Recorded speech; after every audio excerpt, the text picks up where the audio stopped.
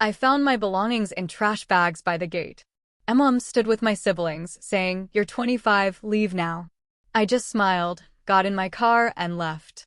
6 months later, Mom flooded my phone with messages. "Where are you?" Have you ever had a moment where your entire world, everything you thought was safe and solid, just shattered? A moment so brutally unfair, it rearranges your DNA? Because that's what happened the day I came home from my first big career win, only to find my entire life packed into black garbage bags, stacked like some kind of cruel monument, right there at my front gate. My own family was waiting, ready to evict me. What the hell do you even do after a betrayal like that? I was 25, flying high after landing the biggest client of my life. I genuinely thought I was on the verge of finally earning my family's approval. But the smile I'd worn since landing just dissolved. My mother stood there, arms crossed, flanked by my 3 older siblings, Jackson, Natalie, and Kevin. Their faces were cold, unyielding. No warmth, no welcome. Just a chilling resolve. Then my mom spoke those words, cutting me deeper than any knife. "You are 25 now. It is time for you to get out." Growing up as the youngest of 4 in our suburban Chicago home was never easy. My dad passed away when I was only 7. So, it was just Mom, Sandra, trying to raise us all. My oldest brother, Jackson, was already 18, then Natalie at 16, Kevin at 14. They had years of memories with Dad, but for me, his face was mostly just a photograph. After he died, Mom changed. The warm, laughing woman I vaguely remembered hardened. Her love felt measured by achievement, by obedience. "I gave up everything for you kids," became her mantra, usually followed by "the least you could do is." As the baby of the family, I got both the benefits and burdens. By the time I needed braces or college tuition, Mom was more financially stable. But the emotional toll of single parenthood had worn her down. She controlled everything in my life with an iron fist, from my friends to my college major.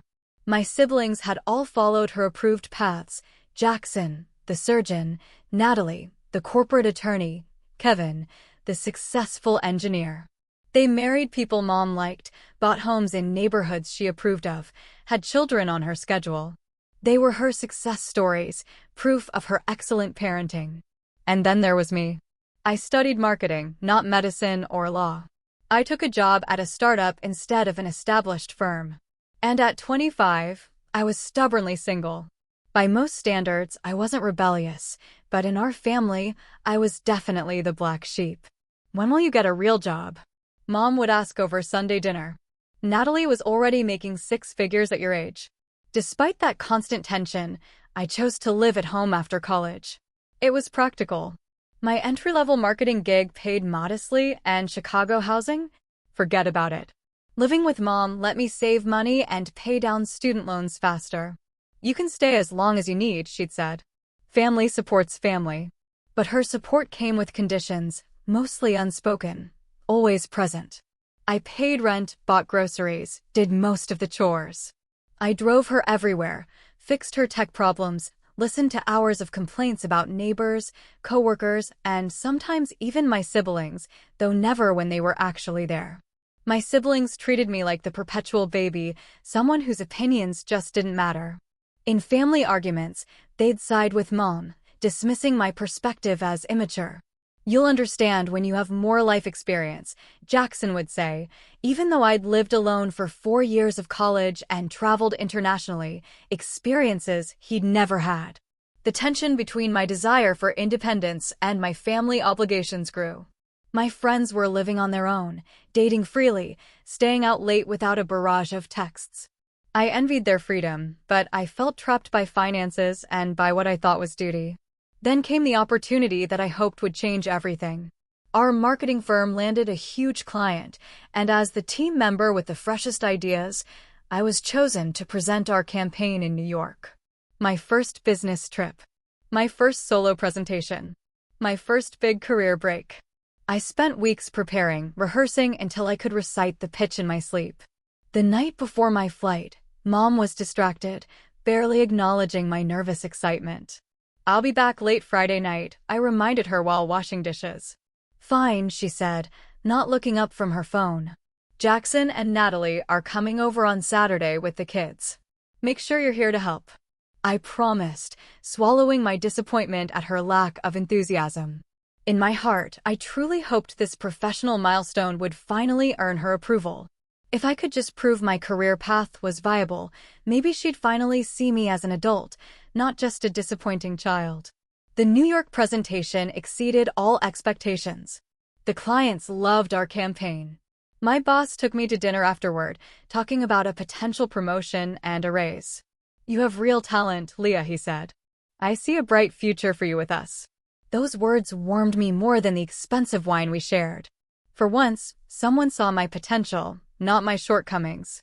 I bought small gifts for everyone during my limited free time: a silk scarf for Mom, craft beers for my brothers, a designer pen for Natalie. Small tokens of success, peace offerings, I hoped, that might finally bridge the gap between us. On the flight home, I pictured sharing my triumph at the family gathering the next day. Maybe Jackson would stop asking when I'd get a stable job. Maybe Natalie would stop forwarding me administrative job postings. Maybe Kevin would quit suggesting I get a master's to catch up. Above all, I fantasized about Mom's reaction. In my daydream, she'd smile with pride, telling her friends about my accomplishment, finally seeing I was making my own way, just on a different path. Little did I know, my fantasy of family validation would shatter within minutes of my return, replaced by a nightmare I could never have anticipated. The Chicago afternoon greeted me with perfect spring weather as my rideshare pulled away from O'Hare. The sunshine warmed the city after weeks of rain, and I took it as a good omen. The gifts sat neatly in my carry-on. My presentation materials, including the signed contract that would transform my department's budget and hopefully my career, were safe. I texted Mom that I'd landed and was on my way home, but got no response. Not unusual, she was often busy, but a small twinge of unease flickered. Throughout the trip, communication had been minimal. My check-in texts met with one-word replies or nothing at all. Halfway home, my phone rang. Jackson's number. My oldest brother rarely called me directly. "Hello," I answered, curiosity mixing with faint apprehension. "Where are you right now?" His tone was clipped, professional, like he was talking to a difficult patient. "In a car, heading home. Flight landed early." "Is everything okay?" A pause stretched, accelerating my heartbeat. "Mom wants to talk to you when you get home." "We all do." "About what?" "Is someone sick?" Alarm replaced confusion. "Just get home, Leah." He hung up without explanation. My mind raced. Had something happened to my nieces or nephews? Was Mom ill? A distant relative passed away? None of it explained the coldness in Jackson's voice or why we all needed to talk to me. I tried Natalie, then Kevin. Neither answered. Messages to the family group chat went unread. Mom's last message, sent the previous evening, now seemed ominous. "We need to discuss some changes when you return." The driver noticed my agitation. "Everything all right, miss?" "Just family stuff," I replied, forcing a grimace that probably looked more like a smile. As we turned onto my street, the neighborhood seemed unchanged. Kids played. Couples walked. Dogs and retirees tended gardens. Our modest two-story home came into view, blue siding, white trim, as familiar as my own reflection. Then I saw them. Black garbage bags, at least a dozen, lined the driveway near the front gate. And 4 figures stood in the yard, postures stiff and confrontational. Mom in her gardening apron. Jackson in his weekend clothes. Natalie, impeccable business casual despite it being Saturday. Kevin in his university sweatshirt. "You can stop here," I told the driver, my voice distant to my own ears. I paid quickly, grabbed my luggage, and stepped onto the sidewalk. The driver pulled away, leaving me exposed before my family's unified front. None of them moved to help. None of them smiled. "What is going on?" I asked, approaching slowly. "What are all these bags?" Mom stepped forward, her mouth a thin line. "Your things are packed. It is time for you to find your own place." The world tilted beneath my feet. "What? Why? We never discussed this." "You are 25 years old," she continued, as if I hadn't spoken. "All your siblings were on their own by 23. You have overstayed your welcome." Jackson nodded in agreement. It's time you learned responsibility. The irony of his statement might have made me laugh in different circumstances. I'd been paying rent, doing chores, working full-time, advancing my career. By any reasonable definition, I was already responsible. This is insane, I said, looking from face to face, searching for any sign of warmth, any explanation. I just got back from a business trip. I have nowhere to go. You should have planned better, Natalie interjected, checking her watch as if my homelessness was making her late. We all managed to find apartments right after college. With parental co-signing and down payment assistance, I reminded her, anger beginning to cut through my shock. And significantly higher starting salaries in established professions. Excuses, Kevin said, shaking his head. You've had 3 years to figure this out. I turned to Mom, desperate for an answer. Why now? Why today? Without any warning. I have been hinting for months that you should move on, she replied. You chose not to listen. Hinting is not the same as giving notice. My voice rose despite my efforts to remain calm. Normal people discuss major decisions. They don't pack someone's belongings while they're away and ambush them upon return. Don't raise your voice to your mother, Jackson warned, stepping closer. The absurdity of the situation struck me. I was being lectured about respect while being treated with absolute disrespect. My family had waited until I was out of town to pack my possessions in garbage bags and evict me without a single warning or discussion. What is this really about? I asked, suddenly remembering conversations I'd overheard between Mom and Natalie about property values. Are you selling the house? A flicker of surprise crossed Mom's face before she composed herself. My financial decisions are none of your concern. They are if they involve making me homeless with no notice. You are not homeless, Natalie said with exaggerated patience. You have a job. Get an apartment like everyone else. Without references, without time to save for a security deposit, without warning? I looked at each of them. Do you hear yourselves? Who treats family this way? We are doing this for your own good, Mom insisted. You need to stand on your own 2 feet. By cutting them out from under me? I countered. A neighbor walking his dog slowed, openly staring at our confrontation. My humiliation deepened, having this family betrayal witnessed by strangers. This is ridiculous, I said, lowering my voice. Let's go inside and discuss this like adults. There is nothing to discuss, Mom replied. The decision has been made. Without any input from me? The person most affected? Your input has been your continued failure to launch, Kevin said. We have all discussed it and agree this is necessary. That statement landed like a physical blow. They had discussed me, judged me, determined my fate, without my knowledge or participation. The gifts I'd brought them felt like pathetic bribes for affection that had already been withdrawn. When did you pack all this? I asked, gesturing to the bags. Yesterday, Mom answered. Jackson and Kevin helped. The timing wasn't coincidental. They had deliberately waited until I was away, unable to defend my space or my position in the family. And what am I supposed to do now? Where am I supposed to go tonight?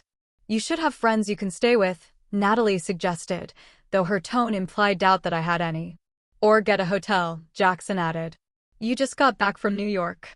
Surely you can afford a room for a few nights.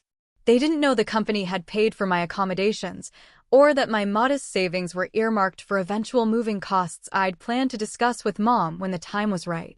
Can I at least come inside and sort through these bags? I pleaded. I doubt you knew what was important when you packed. Everything is there, Mom said firmly. Your room has been cleared.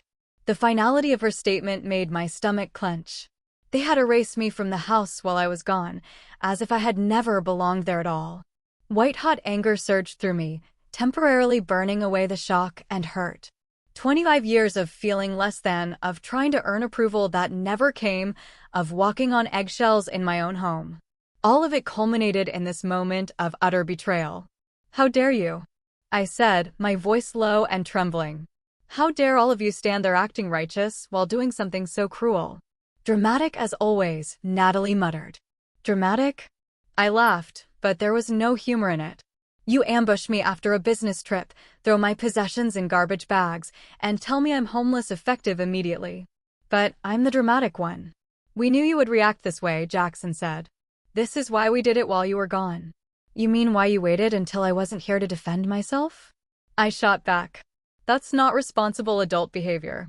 That is cowardly. Mom's face flushed. Don't speak to us that way. After everything I've done for you. What exactly have you done for me lately? I cut her off. You charged me rent, made me handle most chores, criticized my career choices, compared me unfavorably to my siblings at every opportunity. You ungrateful little, she began. Ungrateful? I roared. I've been nothing but grateful. I've thanked you, helped you, supported you emotionally and financially. I've swallowed every criticism, endured every comparison, and still showed up with love and respect. The facade of family unity began to crack. Mom turned to Jackson. I told you she'd make this difficult.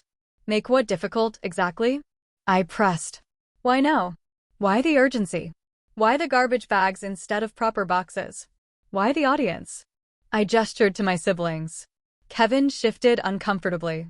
The first sign that perhaps he wasn't fully committed to this plan. Mom is selling the house, he admitted. Kevin. Natalie hissed. She deserves to know, he replied. The truth emerged in fragments as they argued among themselves. Mom had received an offer on the house, significantly above market value. The buyers wanted immediate occupancy. Rather than discussing this with me, she and my siblings had decided that my portion of any inheritance or proceeds would be reduced to compensate for my extended stay at home. So, this is about money, I said, the pieces falling into place. You're pushing me out to sell the house, and you don't want me to have a claim on my share. You haven't contributed to the mortgage, Natalie argued. I've paid rent for 3 years. I countered. Where did that money go if not toward household expenses? Your rent barely covered your food and utilities, Mom dismissed. And what about Dad's will? I asked, my voice dangerously calm. He left the house to all of us. I may have been young when he died, but I remember the lawyer explaining that. Uncomfortable glances passed between them. They had hoped I wouldn't remember or wouldn't assert my legal rights. You would see your own mother? Jackson asked, incredulous. You would disinherit your own daughter? I fired back. We had reached an impasse, standing in the front yard with neighbors pretending not to watch. 3 years of pent-up resentment boiled over as I finally said what I had swallowed for too long. You have never respected my choices or seen me as an equal adult. You have used me as free labor, emotional support, and a convenient target for your disappointment. And now you discard me when it's financially convenient. No one denied these accusations. Their silence confirmed every insecurity I had harbored about my place in the family. In that moment of clarity, I made a decision that would alter the course of my life.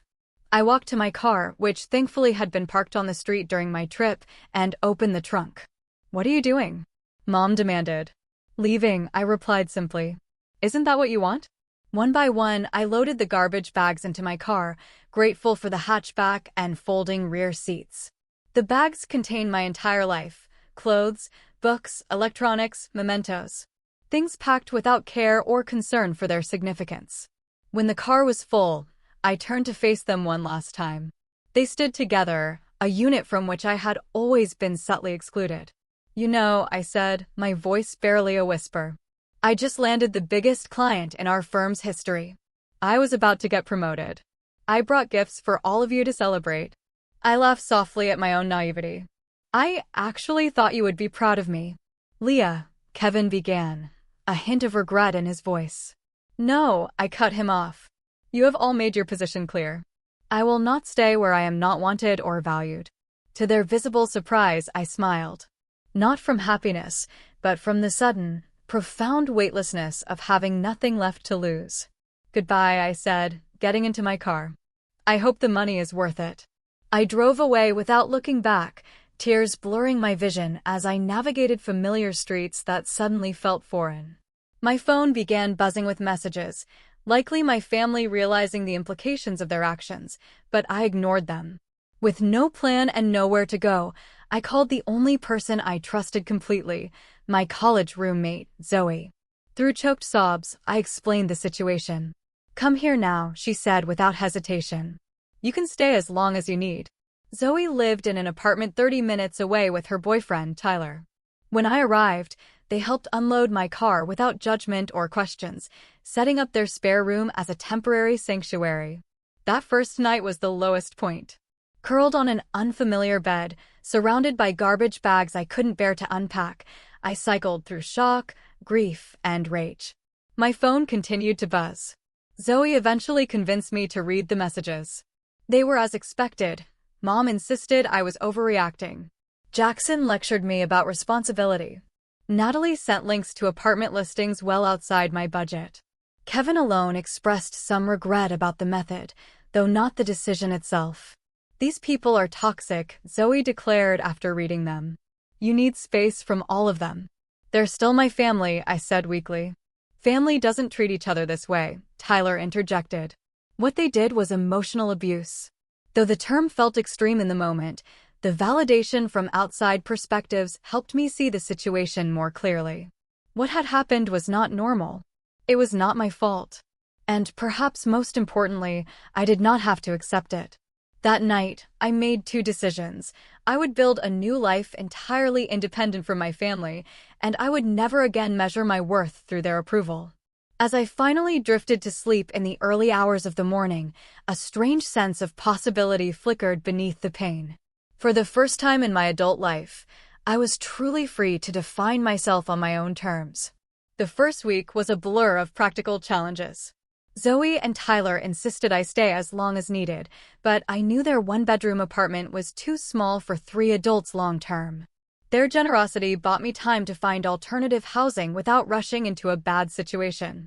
During lunch breaks at work, I scoured apartment listings, quickly discovering that Chicago's rental market was even more competitive than I had feared.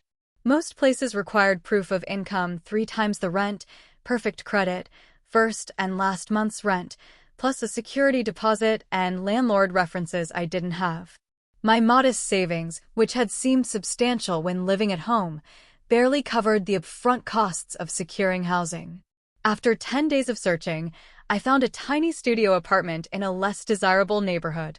The landlord was willing to accept a larger security deposit in lieu of rental history.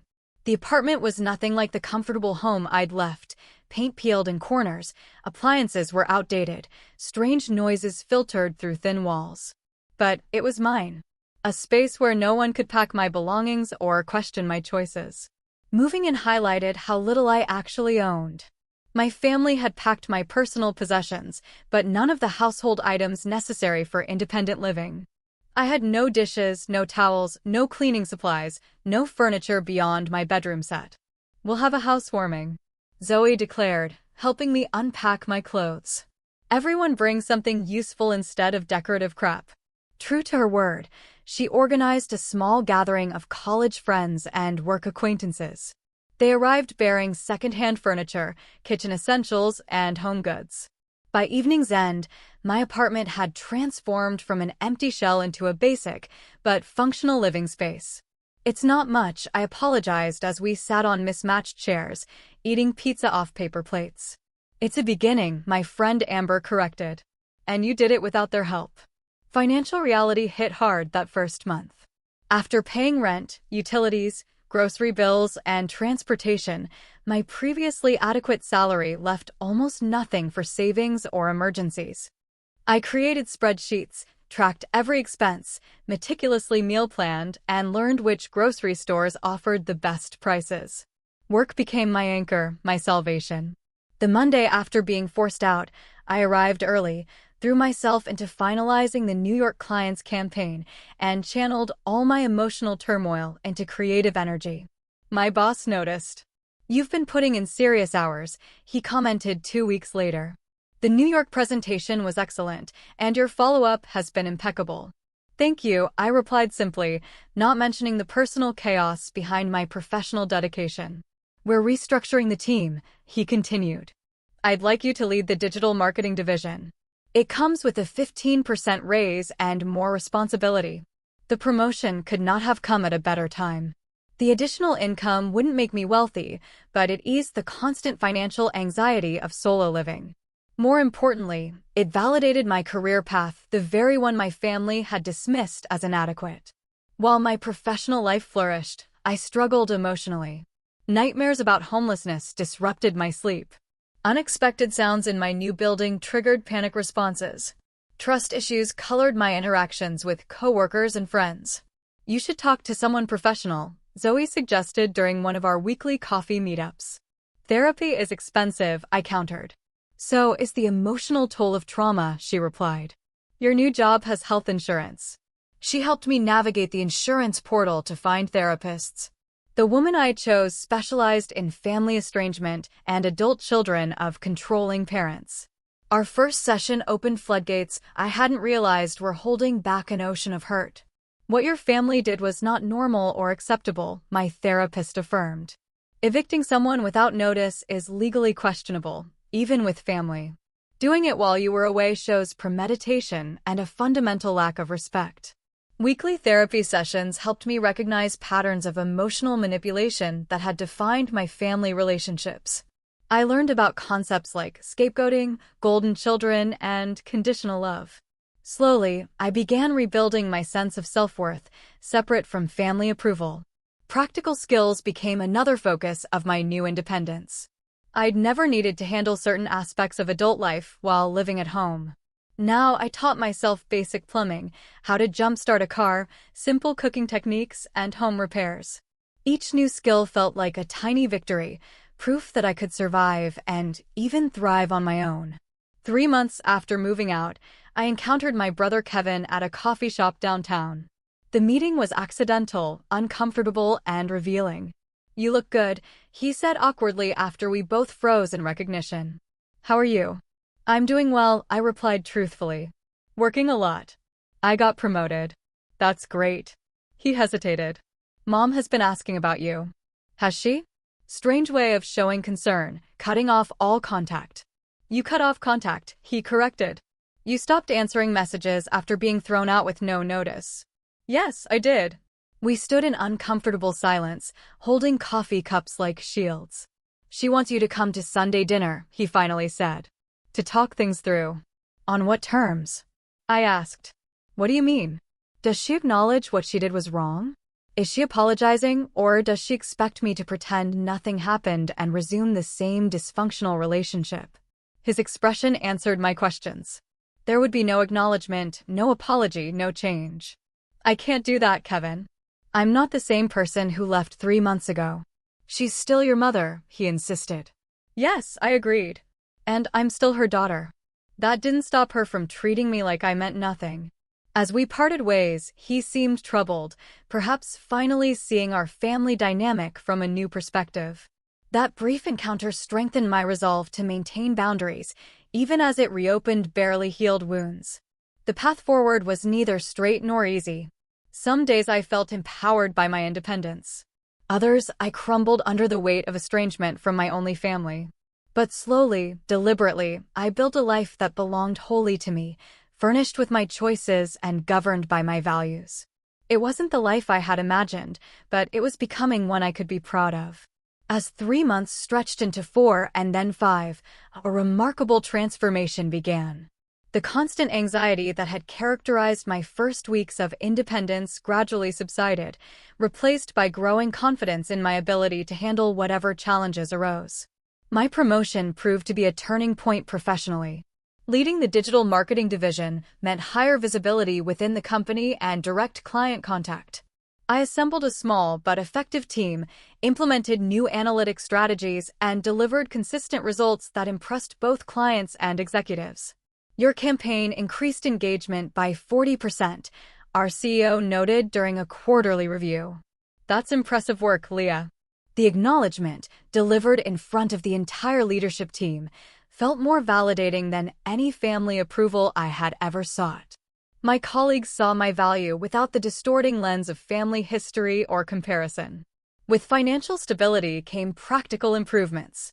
I traded my unreliable used car for a newer model with a warranty. When my lease approached renewal, I found a nicer apartment in a safer neighborhood, with more natural light and a small balcony where I could grow herbs and flowers. The process of furnishing my new space became an exercise in self-discovery. Free from my mother's aesthetic preferences and my siblings' opinions, I could finally explore my own taste. I discovered a love for mid-century modern design, bold colors, and functional spaces. Each piece I selected, whether new or secondhand, reflected my emerging identity. "This place feels like you," Zoe commented when she visited the newly decorated apartment. "Your old room never did." She was right. My childhood bedroom had remained frozen in adolescence, while my space at Mom's house had felt temporary despite 3 years of residency. This apartment, though rented, was the first home that truly expressed who I was becoming. Social connections expanded beyond my small circle of college friends. I joined a book club, volunteered at a local food bank, and accepted invitations to work events I would have previously avoided. Through these activities, I met people who knew me only as I was now, not as the family disappointment or the babied youngest sibling. Among these new acquaintances was Daniel, a graphic designer who collaborated with my marketing team. Our professional relationship evolved into friendship and eventually into cautious romance. Unlike previous relationships conducted under my mother's scrutinizing gaze, this connection developed at its own pace, free from external pressure or judgment. "Tell me about your family," Daniel asked during our third date. "That's complicated," I replied, then shared the condensed version of recent events. His response was refreshingly straightforward. "They sound toxic. I'm sorry you experienced that." No defense of family loyalty. No suggestion that I must have done something to deserve such treatment. No pressure to reconcile. Just simple validation of my experience and feelings. Daniel's healthy family relationships eventually provided a window into what functional family dynamics could look like. Sunday dinners at his parents' home showed me respectful disagreement, unconditional support, and genuine interest in each other's lives. The contrast with my own family was both painful and enlightening. My therapy sessions evolved from crisis management to deeper healing and personal growth. With professional guidance, I examined childhood patterns, recognized unhealthy coping mechanisms, and developed strategies for setting boundaries in all relationships. "You have made remarkable progress," my therapist observed after a particularly insightful session. "You are breaking generational patterns." The comment struck me deeply. Perhaps the most meaningful victory was not external success, but internal change, the ability to recognize and reject the dysfunctional dynamics that had shaped my family for generations. This psychological shift manifested in unexpected ways. I became more assertive at work, proposing bold campaigns and confidently defending my ideas. I developed clearer boundaries with friends, no longer agreeing to plans that drained my energy or violated my values. I pursued interests I had previously abandoned because they didn't meet family approval, rediscovering my love for photography and creative writing. I also made the difficult decision to block all communication from my mother and older siblings. After months of texts ranging from guilt-inducing to openly hostile, I recognized that each interaction reset my emotional healing. Kevin remained the exception, as his messages had evolved from family pressure tactics to genuine, if awkward, attempts at independent connection. 5 months after being forced out, I attended a marketing conference where I unexpectedly reconnected with Mrs. Reynolds, my high school journalism teacher. She had always encouraged my writing and creative thinking when other adults focused solely on my academic performance relative to my siblings. "Leah Harrison, how wonderful to see you," she greeted me warmly. "Are you still in marketing?" Our conversation over coffee revealed that she had always seen potential in me that my family had missed or dismissed. Her belief in my abilities had been genuine rather than conditional, a rare experience in my formative years. "You always had a unique perspective," she told me. "I'm not surprised you found success on your own terms." That chance meeting inspired me to reach out to others who might be experiencing family alienation or struggling with independence. I started a blog, sharing practical advice for young adults establishing themselves without family support, covering topics from budgeting to emotional resilience. The blog connected me to an online community of people with similar experiences. Comments and messages poured in from readers who found validation in my story and hope in my progress. "Your post about holiday coping strategies literally got me through Christmas," one reader wrote. "For the first time, I didn't feel guilty about protecting my peace. Through helping others, I continued my own healing."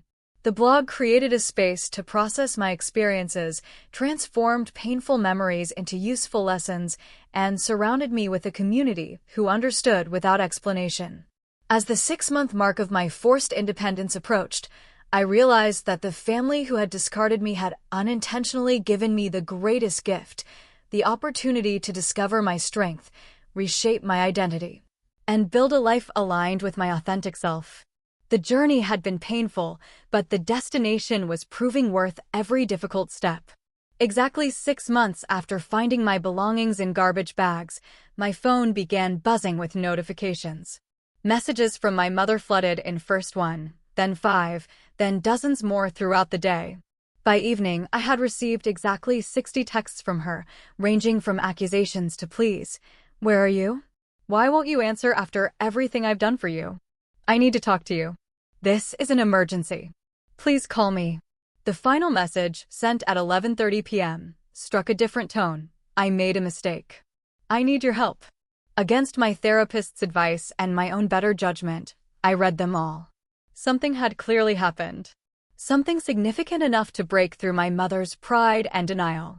Despite everything, concern flickered beneath my carefully constructed defenses. I called Kevin the next morning, choosing the sibling who had shown at least minimal regret about how events had unfolded. "What is going on with Mom?" I asked when he answered. His heavy sigh carried through the phone. She lost everything. The story emerged in fragments, each more unbelievable than the last. Mom had indeed sold the family home, receiving a substantial sum that should have secured her retirement. Instead of investing wisely, she had entrusted the entire amount to a financial advisor introduced by a church acquaintance. It was a scam, Kevin explained. The guy disappeared with her money, and at least 10 other victims. That's terrible, I said, genuinely sympathetic despite our history. But why contact me now? Where are Jackson and Natalie? Another pause. They're not speaking to her. What? Why? She promised each of us a portion of the house proceeds. Jackson already put a deposit on a vacation property based on that promise. Natalie had planned a home renovation. And you? I was more cautious, he admitted. But I'm still angry. She made decisions without consulting any of us, then lost everything. The irony was not lost on me.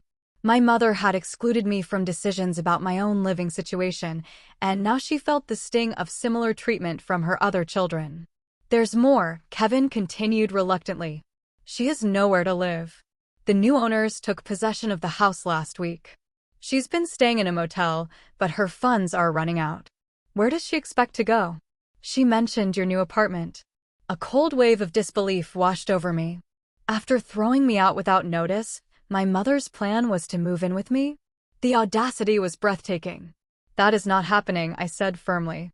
I know, Kevin agreed, surprising me. That would be unreasonable after everything. But she needs something, Leah. She's still our mother. The situation forced me to confront complex questions about obligation, forgiveness, and boundaries. What did I owe the woman who had raised me but also betrayed me? Could I help without sacrificing the healthy independence I had built? Was it possible to show compassion without enabling toxic patterns? After consulting with my therapist, I agreed to meet my mother at a coffee shop, a neutral location where I could leave if necessary. Daniel offered to wait nearby, providing both moral support and an escape plan if things became too intense. My mother looked diminished when she arrived. Her confident posture replaced by a nervous hunch. The designer clothes and perfect makeup that had been her uniform were exchanged for casual wear and minimal cosmetics. She had aged years in months. "Thank you for coming," she began, hands clutching her coffee cup. "I didn't think you would." "I almost didn't," I replied honestly. We sat in uncomfortable silence, the weight of our history pressing down between us. "I lost everything," she finally said. "The house, the money, everything." Kevin told me. "Jackson and Natalie won't speak to me. They say I betrayed them." I nodded, acknowledging her pain without accepting responsibility for it. "I need help, Leah." Her voice cracked. "I have nowhere to go." The request hung in the air, unspoken but clear. She expected me, the child she had discarded, to rescue her. 6 months earlier, I might have agreed immediately, desperate for her approval and a chance to prove my worth. Now, I saw the situation with painful clarity. "Do you understand what you did to me?" I asked quietly. She blinked, clearly unprepared for this response. "I was trying to help you become independent. By throwing me out without warning? By packing my things in garbage bags while I was away? By ambushing me with the entire family as witnesses to my humiliation. I may have handled it poorly," she conceded. "But my intentions were good." "Your intentions?" I laughed without humor. "You sold the house without telling me. You planned to reduce my inheritance. You treated me like an inconvenience rather than your daughter." Tears filled her eyes. "I made mistakes." "Yes, I agreed. You did. And now you're facing consequences, just as I had to face the consequences of your actions 6 months ago. So you won't help me?" Indignation crept into her tone. "After everything I sacrificed raising you." "I didn't say that," I corrected her.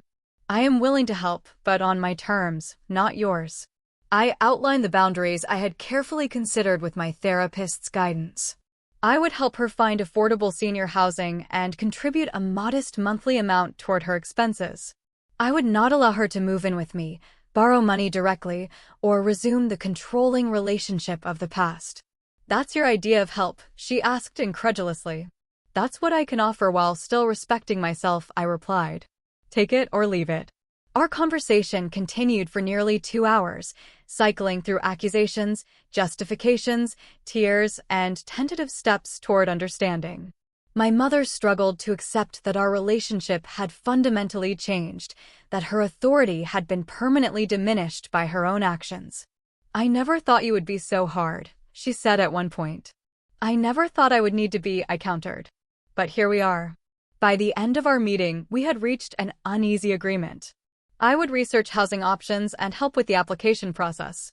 She would attend family therapy sessions with me as a condition of ongoing support. Neither of us was entirely satisfied, but it was a starting point that maintained my boundaries while acknowledging our connection. As we prepared to leave, she asked the question that revealed how little she had understood my journey. "When will things go back to normal between us?" I looked at her directly, with compassion but unwavering honesty. "They won't. That version of our relationship is gone. We might build something new, something healthier, but we cannot go backward." Her face showed the reality of permanent change finally sinking in. In that moment, I felt an unexpected shift within myself. The anger that had fueled me for months didn't disappear, but it loosened its grip on my heart. I could see my mother not as the all-powerful figure of my childhood, but as a flawed human whose poor choices had cost her dearly. That recognition didn't excuse her actions or erase the harm she had caused. It simply allowed me to respond from a place of strength rather than reactive pain. I could offer appropriate help without sacrificing the healthy life I had built, a balance that would have been impossible 6 months earlier. As I walked away from the coffee shop, Daniel fell into step beside me. "How did it go?" "Exactly as hard as I expected," I replied, "but also necessary." "Are you okay?" I considered the question carefully. "Not yet," I said, looking out at the city, "but I will be." That evening, I received messages from both Jackson and Natalie for the first time in months. Word of my meeting with Mom had spread, along with my limited offer of assistance. Their texts contained no apologies for their role in my eviction, only thinly veiled attempts to gauge my mother's financial situation and my involvement in it. I left both messages unanswered, recognizing them as continuations of unhealthy patterns rather than genuine attempts at reconciliation. Some relationships could potentially heal with time and effort. Others might need to remain distant for my well-being. Learning to distinguish between them was part of my ongoing growth. The family crisis that had prompted 60 desperate messages had not provided a Hollywood reconciliation or neat resolution. Instead, it had offered something more valuable, confirmation that the boundaries I had established were necessary, and the independent life I had built was worth protecting. In the weeks following our coffee shop confrontation, I helped my mother navigate the complex process of finding affordable senior housing. The assistance I provided was practical rather than financial, researching options, explaining application requirements, and occasionally driving her to appointments. Pine Meadows, The facility she eventually moved into offered independent living apartments with optional supportive services. The modest studio unit was a significant downgrade from our family home, but it provided security, community, and a fresh start. "It's small," she commented during move-in day, surveying the compact kitchen and living area. "So was my first apartment," I reminded her gently. "You adapt." The parallel was not lost on her. For perhaps the first time, my mother was experiencing the challenges of starting over with limited resources, the very situation she had thrust upon me without warning or preparation. Our relationship remained complicated, but the enforced distance created space for gradual healing. The weekly therapy sessions, which she attended reluctantly at first, became a structured environment to address long-standing patterns and build healthier communication. "I never realized how my own upbringing affected my parenting," she admitted during one particularly breakthrough session. "My mother was even more controlling than I was." Understanding the origins of her behavior didn't excuse it, but it provided context that helped me process my childhood experiences. Generational trauma had shaped our family dynamics in ways none of us had recognized or addressed. As promised, I contributed a modest monthly amount toward her expenses, carefully calculated to provide necessary support without sacrificing my own financial security. The arrangement was formalized through our therapist, establishing clear expectations and boundaries on both sides. My relationships with my siblings evolved along different paths.